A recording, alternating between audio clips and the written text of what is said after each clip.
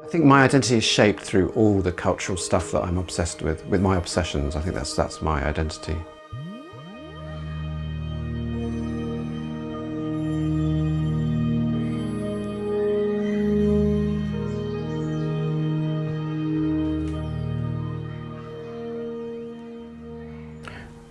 Who am I?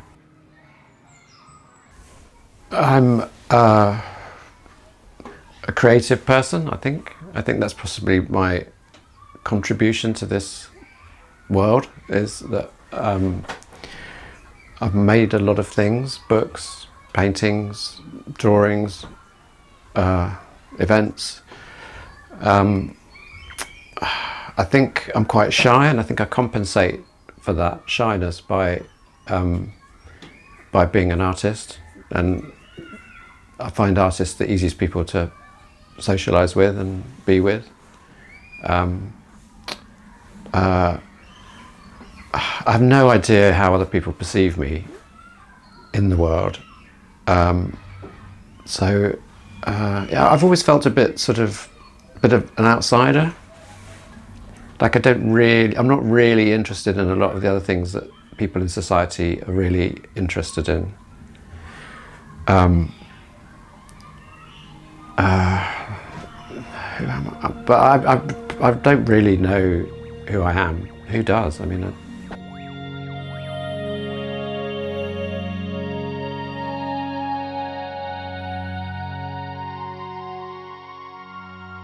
sometimes it's just really difficult. Art. It doesn't necessarily make me feel good about myself, but it is something that I have to do because it's like a sickness. This compulsion to make paintings. If you think about it rationally, making paintings is you're not really contributing that much to society. It's not like being an NHS nurse or something where you're actually helping somebody. You're just locking yourself up in this room on your own and making an image.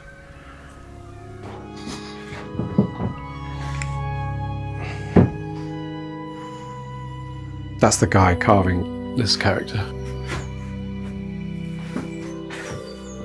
A lot of artists really have those moments of self-doubt and a crisis almost about that. And I used to think, yes, art is aligned with the way the world's changing and it can probably mirror. And in a way, I thought artists are maybe one step ahead because they're kind of visionary. But now I don't think that anymore. I don't think art's going to save us or change the world, but it can make the world a more interesting place, definitely, a more human place. Art shows alternatives or other worlds, other places that your mind can go.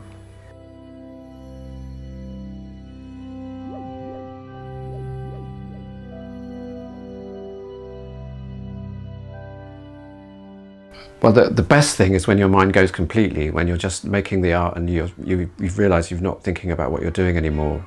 That's often when the best bits of the painting happen, is when the conscious part of your brain switches off and you go into some kind of weird muscle memory thing. That's amazing when that happens. There's a big element of it that is subconscious, but I think it's also quite specific what I do. So I've got quite specific ideas about the atmosphere and the world I want to create in the picture. But then the thing that makes it good is when it taps into all the subconscious stuff, all of my influences, which is a lot of stuff.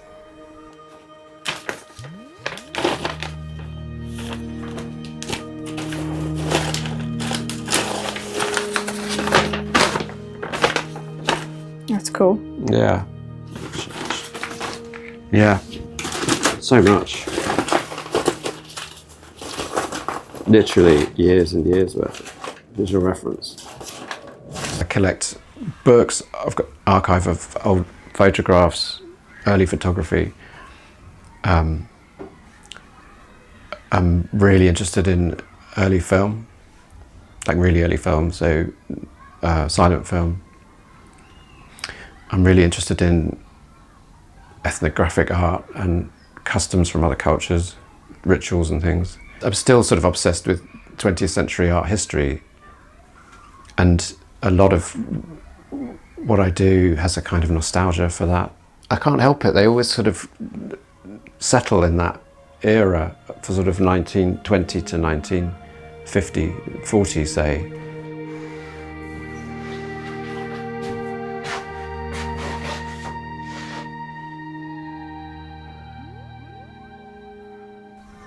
And I don't know why that is, but I am sort of interested in the fashion of that period and the hair and everything. And I think it's a sort of a look at that time when art was still naive in terms of the role of the artist. You could be this kind of hero figure or heroine figure. A time when history smiled more kindly on culture. Culture doesn't get such a great look in these days. And it's not about taste either, because it used to be for me. I used to be like, oh, I like this and I don't like that. You know, this is the thing, I like this style of painting, I'm not so into that. Because it's more about the stuff that gives me more ideas. Tree roots. Porcelain dogs, porcelain cats, clowns, more cats. Because when I was designing this series of art books about live artists, some of that stuff was quite extreme, you know, like body artists who hurt themselves and all this kind of stuff. And I was sent these incredible archives of images to put in these books.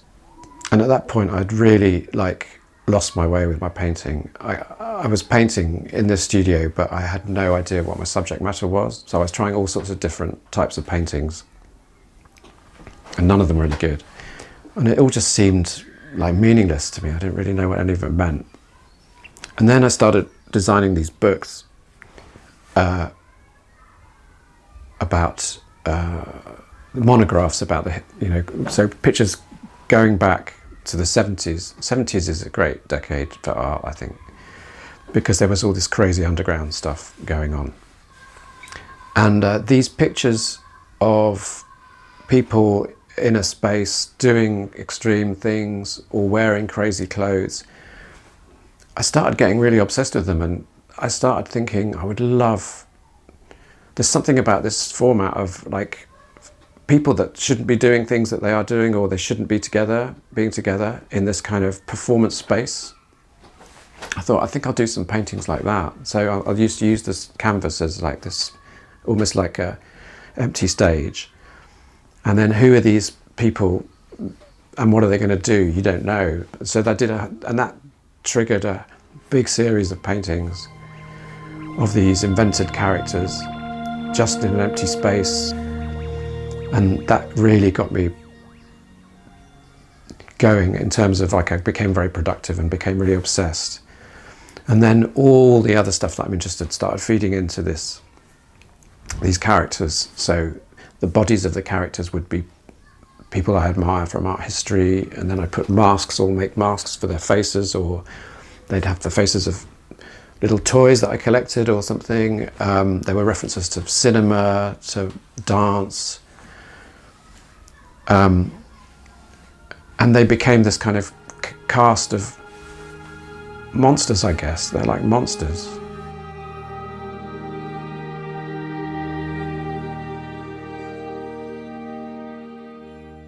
They were definitely expressing something. I don't know what it is. Maybe they are sort of therapeutic on one level, but yeah, I became really obsessed with them, and really obsessed with creating the right atmosphere of somewhere between grotesque and threatening and sad. They're quite sad paintings.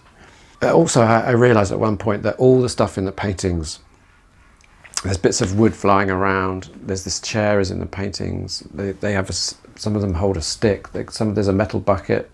It's all just stuff that's lying around here, and I wasn't even thinking about it, it was just going in. So in a way, It was like I was populating this room with these characters, with all the stuff that was around me. And I had lots of rules as well. I don't know why now, but you know, like they had to be square. And there was only, like, if there were 2 people in them, they'd be a certain size. If there were 3 people, they'd be a certain size. So it was all these rules, and they had a very restricted colour palette. And I thought, yeah, I'm going to go mad if I just do this for the rest of my life. You know, just these more and more characters. Something's got to happen. So then I started breaking all the rules. Bigger, smaller, figures going off the edge of the canvas, different compositions, figures in the foreground, figures in the background. It all made me incredibly anxious. I feared everything. And I had this one thing that I was good at, and now I don't know what I'm doing anymore. So it was really nerve-wracking. So I started just looking at old photos. Most of my reference comes from photos. It's really photographic. My concern was that if I just painted a painting of this person, it would just look like a painting of a photograph that had nothing of interest in it. How do I infect it with something from all these paintings I've been doing of these monsters?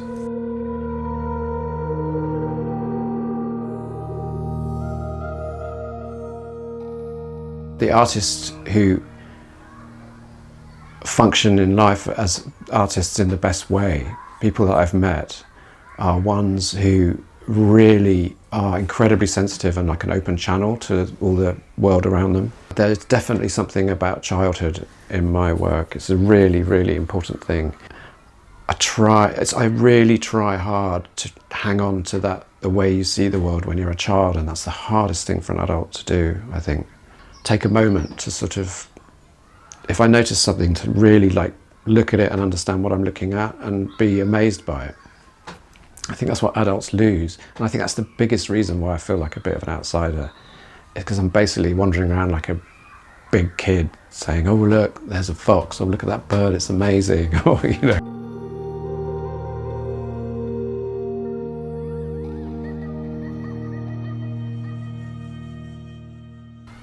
It's interesting to me, being a graphic designer and a painter, because people often say other painters, when they see the work, oh, it's really graphic.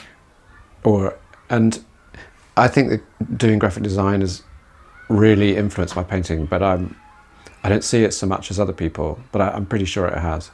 Deep down, when I'm working on a painting, I mean, the hardest thing doing a painting is knowing when it's finished. That's the hardest thing. But for me, there's always some idea of some iconic image. Like, I want my pictures to be quite iconic. Not maybe iconic, impressive in terms of visual content. And I think that comes from, you know, designing posters, studying graphic design, doing book covers, things like that. It's also something that I'm aware of, and I have to fight against it as well. So I think that's the tension that's quite healthy in my work, is I'm trying to make it look maybe smart or ordered, but then I fight against that, and I'm trying to subvert that. With painting, one of the things that often happens is you have to get rid of the thing that you think is the best bit to make it work as a painting. You know, there's attaining the image in your mind that you want to be on the painting, and then there's it being a good painting, and they're two different things. I mean, some paintings are incredibly straightforward in what they're saying. A lot of people find that sort of art very pleasing. They don't need, they don't need an explanation. And I don't want to give an explanation. So I'm interested in the mysterious, or the puzzling, because I think that's what's interesting in life, is what you don't quite understand. I don't want the answers. I want to make the questions. And graphic design for me, because I work on books and I love books, and people send me loads of crazy pictures, and they're mainly art books. It's just it feeds into my visual library of imagery. So that's a great resource for me. So that's helped me enormously. And I think it's what's made me a figurative painter.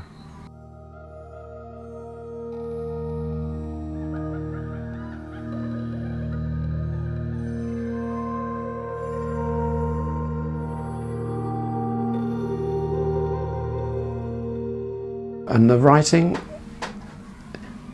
I mean, that's a more recent thing. I've realised as I've got older, you have to formulate the ideas in your work in order to sort of analyse it and progress it. So it helps for me to write things down. I'm very much a notebook person, not a sketchbook person.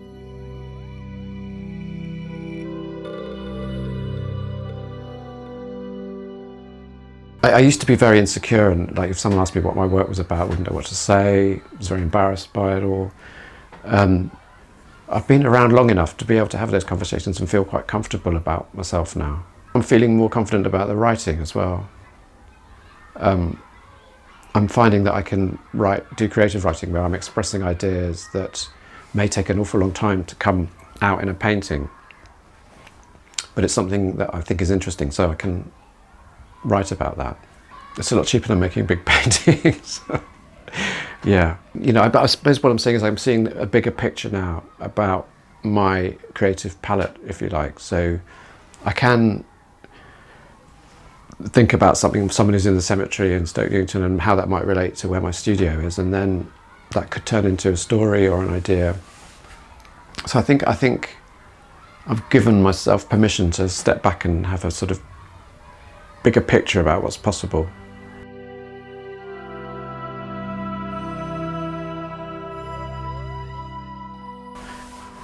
I do think I'm quite content.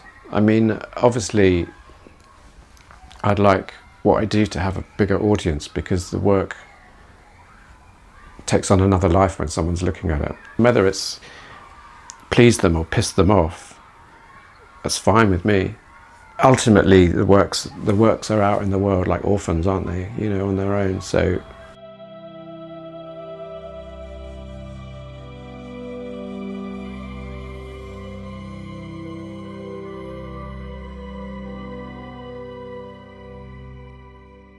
I think there's something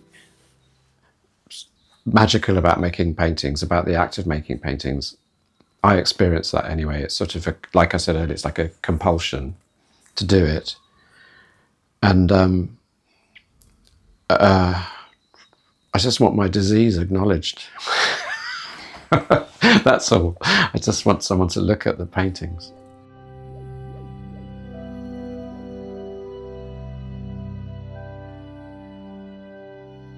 It's a terrible cliche, but you know, it is actually based in truth, which is, you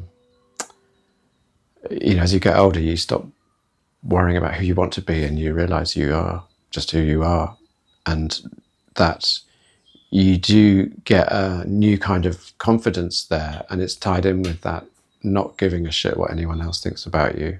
I think you have to get to the not giving a shit what anyone else thinks about you a bit first, before you then get the new level of confidence, which is just, it's not really confidence, it's just more at being at ease with being who you are and where you are in the world.